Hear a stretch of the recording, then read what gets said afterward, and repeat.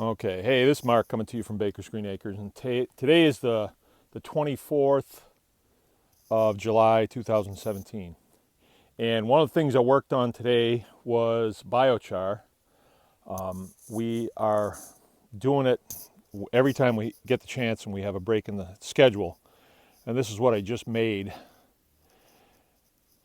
right there. This is a pretty good size load. The barrel didn't get packed as full as it does sometimes when depending on who's packing the barrel and who wants to get more wood in and who wants to just get it done. You know what I mean? So it didn't have all that much in it.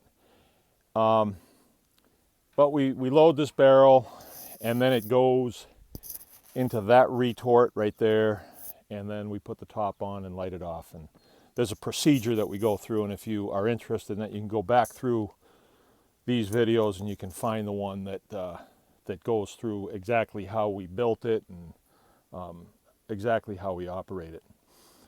But this is about a standard load, you know, a little small maybe. I would say there's about 200 pounds there. If I broke that in half and pushed it into a pile, I think about 200 pounds.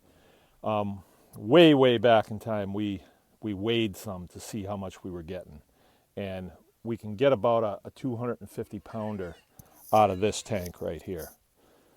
Now what I'm going to do, well, what I've done here is I spread it out on the ground like this because it's still hot. And then I hosed it down really good. So you couldn't get an accurate measure on it right now because it's really waterlogged, but that's okay. So now what I'm going to do is I'm going to roll over it with the tractor a few times, and I dumped it out on the dirt here so that I can scoop it up. I didn't want to take it too far. You know, I burned it down there and I shot it right up here, emptied it, and then washed it down, hosed it down. Because if you don't,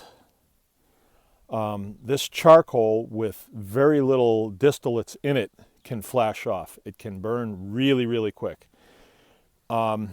This stuff's pretty neat. You could take it in the house.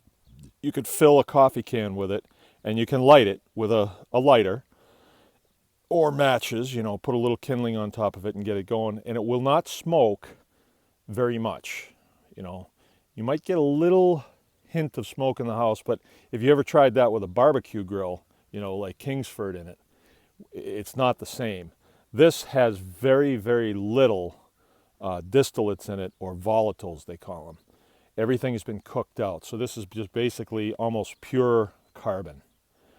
Okay, now what I'm going to do is I'm going to roll over this with a tractor and break it up really good. I could put it through the mill, but I have to have it dry to put it through the mill. And I would have to, you know, it's just another step that I don't really want to have. We're going to reload it again tomorrow because what I'm doing, I've got a pile of compost right here that's pretty well done. I turned it today and I did get a little bit of steam coming out of it. I can see a little bit coming off the top now. And I'm going to water it tonight. I'm going to put the sprinkler that will go, you know, back and forth like this and get it really wet. And then tomorrow I will turn it again, and I'm going to kind of do that a little bit so I can get it finished up, and then we're going to infuse all of this biochar into it. And then I'll have, that's got to be about 12 yards of compost, maybe more. It's a pretty wide pile. And once it's loaded up with biochar, it's really hot stuff. It's really good stuff. And then what I plan to do is sift it and put it in a seed spreader, a broadcast spreader that you can pull behind a tractor. It's a ground drive deal. And then start putting it out on the produce field.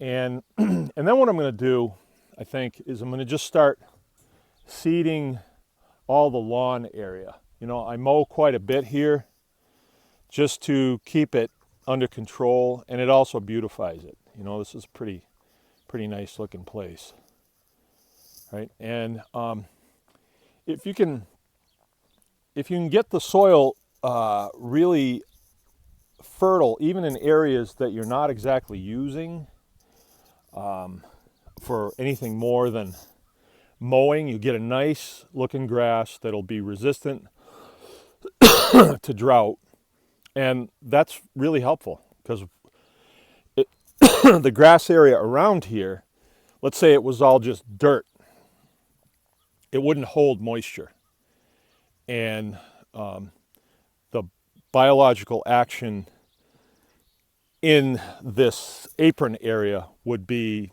be non-existent. You know, if it was just dirt, just dusty dirt, and that would be bad for the produce area. We want fertility all the way around, and then we want to really fertilize the produce area.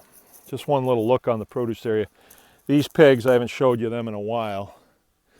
They're up about 200 pounds, and this week we're going to move them off to a pasture that's just waiting for them. There's a nice muddy pond down there, and they're going to have a good time the rest of the summer. The pasture is really, really thick. It's about 6 acres. So I'm going to put this group down there. I got another small group up here of about 20, putting them down there, and then I got a bunch over there, maybe another 15.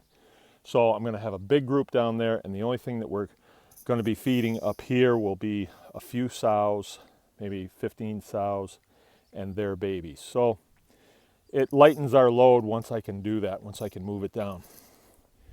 But that's it. That's biochar. And I will stand around out here for a little while to make sure it doesn't, you know, an ember in there doesn't flare up. But I don't think it looks like it's dead cold right now. Okay, Mark Baker's Green Acres. Anyone can farm.